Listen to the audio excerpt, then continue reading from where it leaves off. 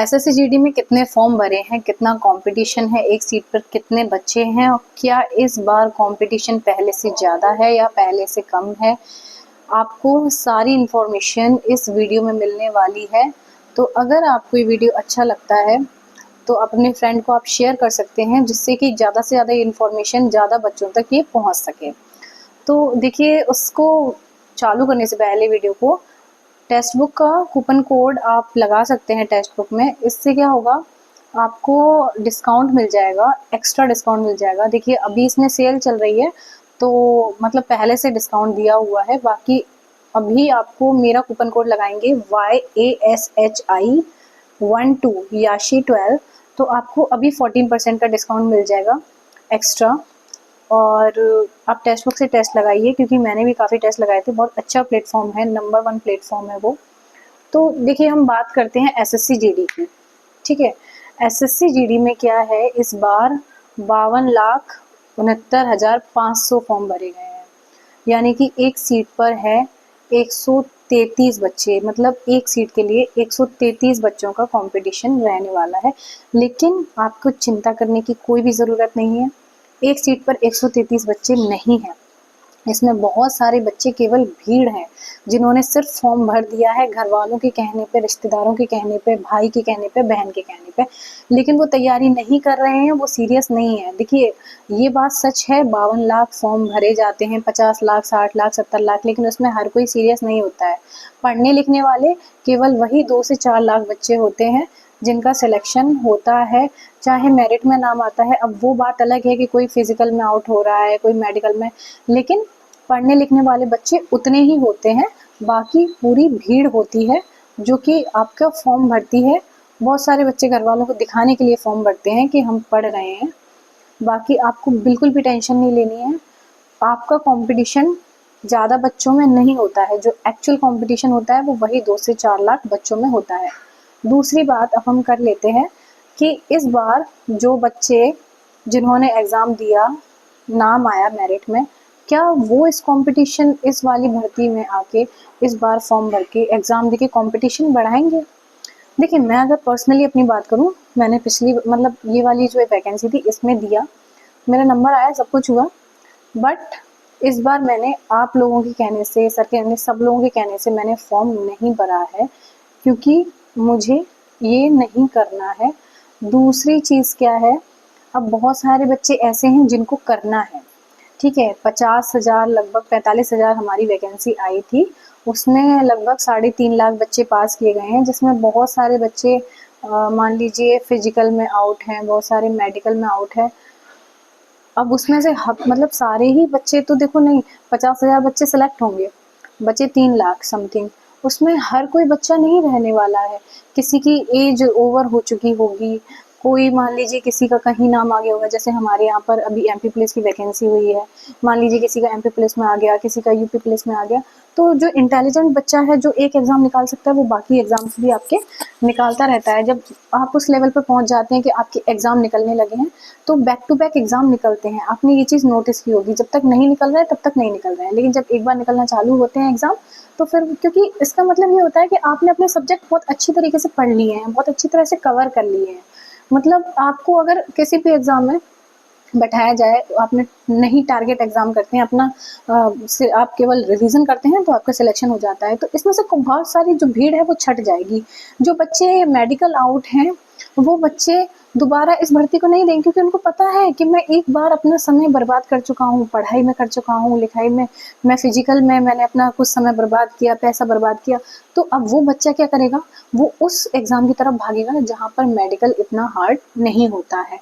जिसको फिजिकल करके ये समझ में आ गया कि नहीं, मेरी एफिशिएंसी नहीं है फिजिकल की, मैं नहीं कर सकता, आउट हो गया हूँ मैं, उसमें से कुछ बच्चे, ये फैक्ट है, वैसे हार नहीं माननी चाहिए, लेकिन काफ़ी बच्चे सोचेंगे कि नहीं, अब हम फिजिकल वाली वैकेंसी देंगे ही नहीं। और मैंने ऐसे बच्चे देखे भी हैं जो बोलते हैं कि नहीं, अब हमें फिजिकल वाली देनी ही नहीं है, अब हम ऐसी देंगे जिसमें फिजिकल ना हो। ठीक है, दूसरी चीज़, अब बहुत सारे बच्चे, हाँ, इसमें से भी दोबारा फॉर्म भरेंगे और पढ़ाई करेंगे, लेकिन ये भी बात है कि आपको जितना समय मिला पिछले 6 महीने से, 8 महीने से, जो आप इस भर्ती का इंतज़ार करके पढ़ रहे थे, क्योंकि सबको पता था वैकेंसी आने वाली है, वो बच्चे फिजिकल में लगे हुए थे, कहीं अपनी तैयारी में लगे हुए हैं, और फिजिकल करने वाले बच्चों को पढ़ाई लिखाई के लिए टाइम नहीं मिल पाता है। तो इतना भी कंपटीशन नहीं रहने वाला है। हो सकता है वैकेंसी आगे इंक्रीज हो सकता है ना भी हो, क्योंकि देखिए पिछले 2 बार से तो जब भी वैकेंसी आ रही थी तो वैकेंसी इंक्रीज हो रही थी, और एक बार में इतनी वैकेंसी आ ही नहीं रही थी। लगभग 25,000 वैकेंसी आती थी, फिर उसको लगभग 45,000 तक कर दिया जाता था। तो आपको ये सोच के नहीं चलना है कि वैकेंसी इंक्रीज होगी। अगर होती है तो अच्छी बात है, हमको ये सोच के चलना है ये मेरी वैकेंसी है, ये मेरा सिलेबस है, मुझे अपने ऊपर काम करना है। सामने वाला क्या कर रहा है क्या नहीं, आप अपने मान लीजिए आप कौन सी स्टेट से हो, उस स्टेट का आपको कट ऑफ निकालना है अपनी कैटेगरी का। ठीक है, मैं जैसे एमपी से हूँ, जनरल कैटेगरी, जनरल एरिया, तो मैंने अपना पिछले साल का कट ऑफ निकाला एमपी से, जनरल एरिया से। जनरल की फीमेल की कट ऑफ कितनी गई है, पिछला वाला फाइनल मेरिट देखिए। ठीक है, पिछली बार का फिजिकल का मेरिट देखिए, फिर देखिए कि पिछली बार जो मतलब 2024 वाली नहीं, 2023 वाला का आपको देखना है, क्योंकि अभी हमारा फाइनल मेरिट नहीं आया है 24 वाली का। तो आपको क्या करना है, 2023 का फिजिकल का कट ऑफ देखिए, और मेडिकल का देखिए, और फाइनल देखिए। फिर कैलकुलेट आपको करना है कि कितना उछाल मारा फिजिकल से लेके फाइनल तक। फाइनल मेरिट 2023 की कितनी थी और फिजिकल की कितनी थी, ये आपको देखना है। फिर उसके बाद 24 पे आना है। तो अब आप 24 पे आओगे तो इंक्रीज हुआ ना, मतलब मान लीजिए जैसे मैं आपको एग्जांपल दूं, अगर मैं ईडब्ल्यूएस की बात करूं एमपी से फीमेल की, तो पिछली बार 112 कट ऑफ गई थी फिजिकल की। ठीक है, एमपी ईडब्ल्यूएस फीमेल की बात चल रही है, 112 गई थी फिजिकल की। मेडिकल की गई थी 118, और जो फाइनल गई थी 124। यानी कि हमने देखा मतलब कितने 6 नंबरों का अंतर इसमें आता रहा। अब 2024 में जो कट ऑफ गई है वो गई है 126 गई है शायद, मुझे एग्जैक्टली याद नहीं है, लेकिन 126 ही है शायद, 100% हाँ याद आ गया, 126 है। तो अब आप देखिए कि जहाँ पहले फाइनल मेरिट 124 थी, वहाँ फिजिकल की 26 है, फाइनल से भी 2 नंबर ज़्यादा है। मतलब कंपटीशन पिछले बार से कितना बड़ा है।